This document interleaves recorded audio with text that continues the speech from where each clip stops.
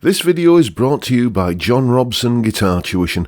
If you enjoy the content, please consider supporting the channel by enrolling on a course, purchasing some guitar lessons or a t-shirt, or you can join my Patreon. Now, on with the show. Hello chaps, welcome once again to John Robson Guitar Tuition. As always, I do hope you're well. It's Tuesday, the first Top 5 Tuesday of 2022, and as I've been watching a lot of music over the holidays, not least that Beatles Get Back documentary again, I thought I would do a video about iconic era-defining musical performances that have been on TV or captured on camera in some shape or form. These are all performances that, as I say, are iconic and era-defining. The kind of thing that, everybody vividly remembers what they were doing when they first encountered this particular performance. Obviously, they remember what they're doing. They were watching TV. But you know what I mean? It brings back that sense of time and place. And these performances have all become part of our shared culture, as it were. So, let's get cracking straight away with Elvis Presley on The Ed Sullivan Show, 1956. Yes, Elvis on the Ed Sullivan Show in 1956 performing Hound Dog. Here's the thing. Sam Phillips, who owned Sun Records, once said before he discovered Elvis that if he could find a white guy who could sing like a black guy, he'd make $1 million. And, well, he didn't, but he did make a fair wedge of money by passing Elvis on to RCA. And this was Elvis's first foray into the big leagues. Interestingly, Elvis's first couple of singles, That's All Right Mama, the Sun Records stuff, they were minor hits in and around his local environment of Memphis and so on. They didn't make much of a splash nationally, I'm told, but they were getting airplay on black radio stations because everybody just assumed that a guy with a voice like that must be black. And this is segregated 1950s America. This was a big deal. So when this good-looking young white guy appears on a national TV show, that's, the bastion of respectability, as it were, and he's gyrating and swiveling his hips and singing, Hound Dog, a song associated with Big Mama Thornton, and, sounding like a black guy, this was scandalous. This is probably, I think, the first time where we got a divide between the generations over a genre of music. The parents hated it and the teenagers loved it. I don't think if you go back through history, you'd have had that same generational divide over a Verdi opera or a Beethoven symphony, for example. So this, was the blueprint for what was to come. That's what I mean, era defining, whether it was, the punks and in the late 70s or whatever. There's always ever since then been that, generational schism over a genre of music. And I think this is the origin of it. So that's why this had to be on the list. Next. The Beatles on The Ed Sullivan Show, 1964. Yeah, another Ed Sullivan performance. The Beatles in 64 doing, I Want to Hold Your Hand. The Beatles had apparently been under some pressure to go to America before this, but they resisted. They said they didn't want to, take the plunge and go to the States until they had a number one record over there.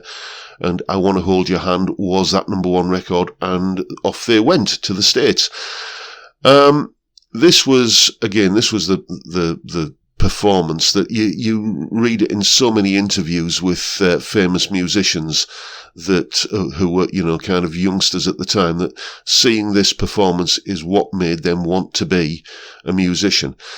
And I've linked to all these performances down below. Check this one out especially because as you can see, there's no monitors there. They can't really hear what they're doing. There's the screaming din of adolescent girls. They can't hear a thing that they're playing. Ringo is apparently drumming by looking at John Lennon's foot tapping, as he's playing the guitar. And what a performance it is. Pitch perfect harmony vocals. Everybody's in time. Just, it sounds as good as, and as tight as the record, frankly, but it was a live performance. That shows the caliber of musicianship. These are guys who'd really honed their skills in the clubs of Hamburg, and they just knew how to play and play well. And, as I say, era-defining performance. This is the performance that really launched the Beatles in the States, and, the rest, as they say, is history. So that's why this one had to be on the list. Next. Jimi Hendrix, Monterey Pop, 1967. Yes, now, I was in two minds about this one. I'll tell you why, because as I was growing up as a kid in the 70s, everybody was speaking in hushed, reverent terms about this fantastic guitar player, Jimi Hendrix, TV interviews and so on with famous musicians. And then they'd show the famous clip of Hendrix at Monterey smashing his guitar, feedback, cacophony of din, and then setting fire to it. And I'm thinking, okay, I don't quite get this. Later on, ironically enough, through discovering Hendrix through Stevie Ray Vaughan, I did get what all the fuss was about Hendrix. As a calling card, this performance, I don't think, does Jimmy justice, but it is there. It is out there as being, the footage that is always played whenever there's any mention of the genius of Jimi Hendrix. And I just don't think it's properly representative of who he was as a player. His soulful, bluesy, psychedelic, innovative, all the things that we think about of Hendrix, and all it really shows is him kind of swinging a Strat around and crashing it into his Marshall stack, and then out with the lighter fuel and the Zippo, and up it goes in flames. So it's not really representative, but it is era defining. It is the definitive media image that you think of Jimi Hendrix. And as I say, it's become sort of, unfortunately, his calling card. So I guess I had to put this one on the list. Next. The Beatles, All You Need Is Love, 1967. Yeah, now when I do these lists, I always do like to try and not duplicate any artist, but this was unavoidable, I'm afraid. The Beatles, All You Need Is Love from 1967, from a TV show called Our World, I believe. And the thing that made this iconic was it was the first live TV performance via satellite that went global. We take that for granted nowadays. Everything, it's not a big deal to see something broadcast on a worldwide, platform, even before the age of the internet. I remember it was still sort of a big thing in the 70s as I was growing up, because you would get, and now live by satellite, at the start of some TV shows that were a big deal. But nowadays it's completely passé. But this was the first time that any performance like this had happened. And, the Beatles, they just sat down and played the song, All You Need Is Love, that they'd written especially for this performance. Deceptively tricky song, actually. You all know the song, but you just try counting the meter in that song. It's, there are time signature changes all over the place, and even the real Beatles geeks can never really agree on who it is that's singing, that goes into that reprise of She Loves You. At the end of the song, some people insist it's John, some people insist it's Paul. It's one of those mysteries that I don't think has ever really been solved. But anyway, the fact that this was, a band at the height of their powers in 1967, the year of Sgt. Pepper, the first ever live worldwide satellite TV broadcast, again, it was a big musical event, and it had to be on this list. So that's why it is. Next. Queen, at Live Aid, 1985. Yes, I remember it vividly. I don't know if you saw you probably have done the Freddie Mercury biopic, great film. Does play fast and loose with, the actual history of it, of Freddie's life and the timeline and everything. But hey, it's Hollywood. But one thing that did come across in that film, which is apparently true, is that the money for the Live Aid appeal didn't really start rolling in until Queen got on stage. It was coming in, they were making a healthy turnover, but basically, when Queen hit the stage and did what, the point of the day was, which was to be the global jukebox, a lot of artists sort of turned up and just wanted to play their latest single. But Queen just did this medley of all of their greatest hits, and it was the global jukebox, and it's the one performance that stands out from that whole thing. Perhaps that and the opening set from Status Quo.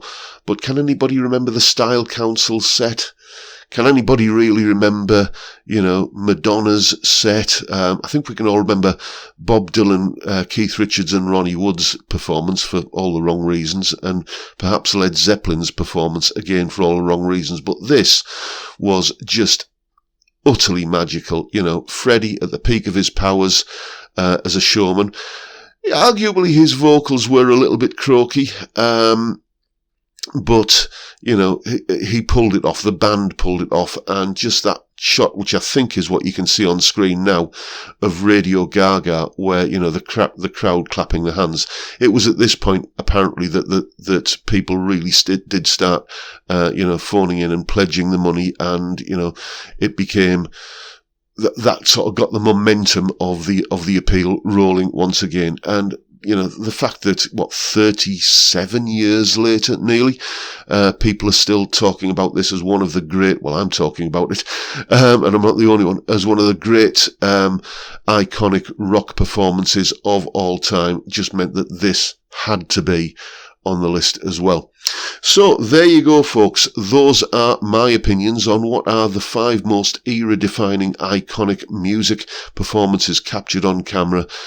Well, since music has been a thing that's happened on screen. Let me know what you think. What are your choices? Do you disagree with any of mine? Are there any that you think I've missed?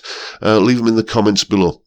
And that is pretty much it for today, folks. Thank you so much for watching. I hope you've found the video reasonably entertaining. That is, after all, the point of me doing this sort of stuff. And if that's the case, please hit the subscribe button and the notification bell if you haven't already done so. And why not give me a like while you're at it? As always, don't forget the live stream Friday, 5 PM UK time, where we drink beer and talk about all manner of stuff, usually guitar and music related, but the conversation can and usually does go pretty much anywhere. And that is it for today, folks. Thank you so much for watching. Look after yourselves, stay well, stay safe, and above all, stay sane. Bye for now.